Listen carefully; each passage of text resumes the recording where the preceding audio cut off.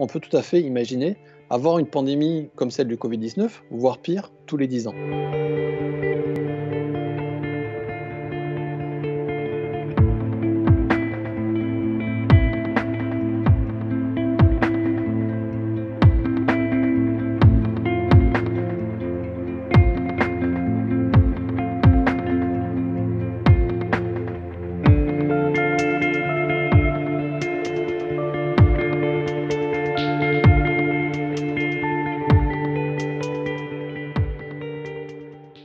Quand on regarde ce qui se passe depuis le début du XXe siècle, on voit qu'effectivement, on a une accélération du nombre de pandémies. Jusqu'au début du XXe siècle, on avait à peu près une pandémie par siècle. Et depuis le XXe siècle, on en a déjà eu 6, y compris celle du SARS-CoV-2. Et toutes ces pandémies qu'on a eues au XXe siècle venaient effectivement d'un virus d'origine animale. Celles qu'on connaît, celles qui ont vraiment frappé les populations humaines au cours du XXe siècle, effectivement, ça suit un peu toujours le même processus.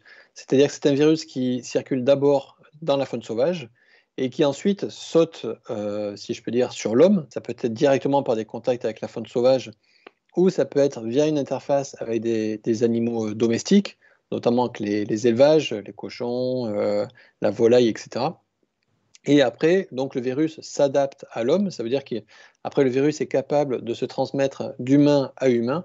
Et c'est là qu'on a une épidémie dans les populations humaines qui, si jamais on n'arrive pas à la contrôler assez rapidement, peut donner lieu à une pandémie comme on le voit aujourd'hui. On arrive effectivement à 1,7 million d'espèces de virus qui ne sont pas encore connues. Et quand on regarde la proportion entre les virus qui peuvent affecter l'homme et ceux qui ne peuvent pas affecter l'homme, on estime qu'il y a entre 500 000 et 800 000 virus qui peuvent infecter l'homme qui ne sont pas encore connus.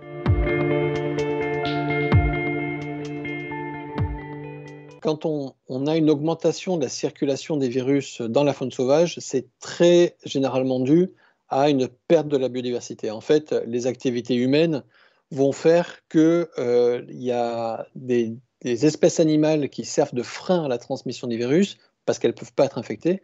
Ces espèces animales qui servent de frein disparaissent et donc on a une augmentation qui est plus importante des virus dans la faune sauvage. En fait, cet effet protecteur de la biodiversité, c'est ce qu'on appelle l'effet de dilution. Et en fait, quand on perd de la biodiversité, on enlève cet effet de dilution parce qu'il y a donc des espèces animales qui normalement servent de frein qui ne sont plus là.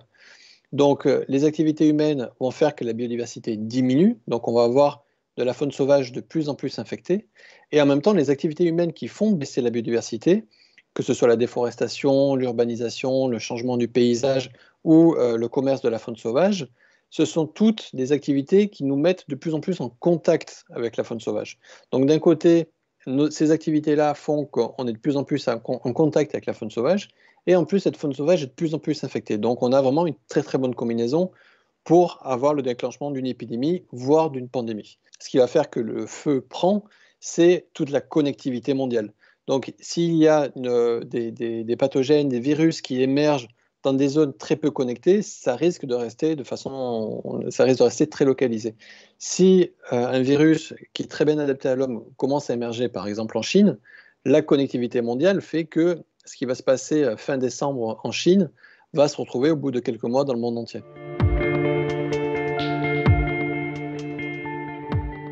Parmi ces différentes solutions, il y a déjà un manque institutionnel.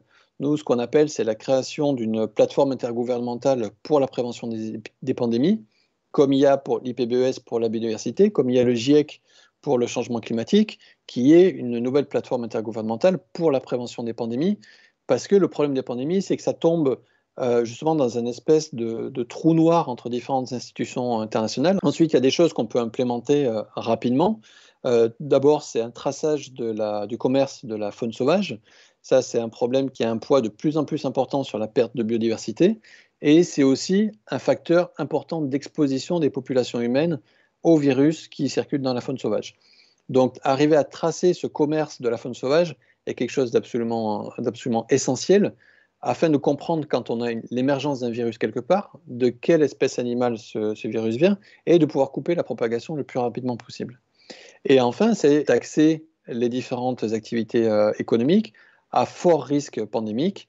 Alors, il y a bien sûr la consommation de la viande parce que ça appelle de la déforestation, ça appelle donc une perte de biodiversité, etc. Il y a aussi l'interdiction du commerce de certaines espèces de la faune sauvage parce que On sait qu'elles peuvent transporter beaucoup de virus ou de microbes aux populations humaines. Mais l'idée, c'est vraiment d'arriver à identifier quels sont le juste niveau de taxes, le juste niveau de restrictions pour prévenir l'émergence de pandémies sans avoir non plus un coût économique qui soit trop important, parce que sinon il ne sera pas durable dans le temps.